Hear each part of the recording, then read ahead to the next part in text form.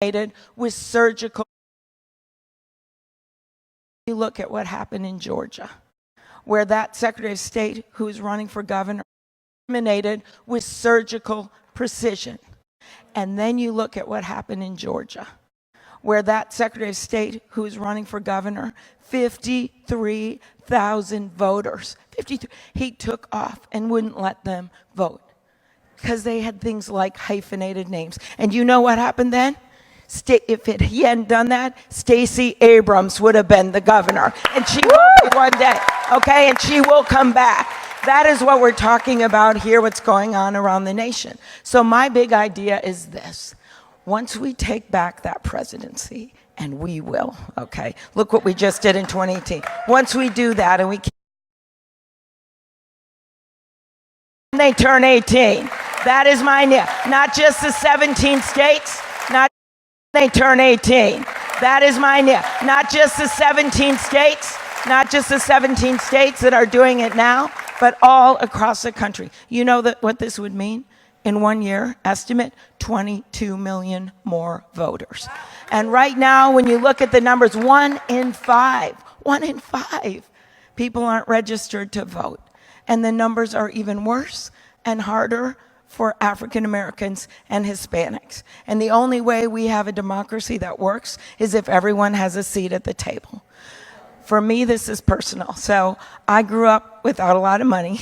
My grandpa worked in the iron ore mines. He couldn't graduate from high school, so he saved money in a coffee can so he could send my dad to a 2-year community college, and he did that. My mom, she grew up in Milwaukee, which is going to be the site of our convention, and she wanted to be a teacher. She moved to Minnesota. She was a proud member of the union, and she taught 2nd grade till she was 70 years old, right?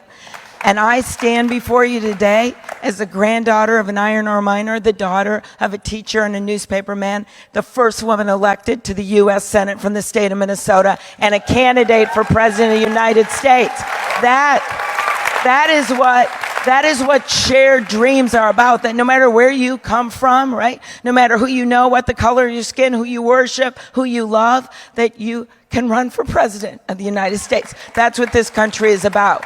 And so when I first started running, I didn't have any, I was running against, for my old job, I was running against a congressman's sister, and she spent, I think, 2, 3 times as much money as I did, and then I won that.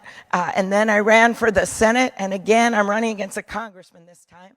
I have a lot less money than he does. I remember one day I was like, okay, what am I going to do? I got to raise like $10 million, and no one would call me back because I couldn't pronounce my name. I had no money that I could put in. I finally just called everyone I knew in my life, and that is when I set what is still an all-time U.S. Senate record. I raised $17,000 from ex-boyfriends.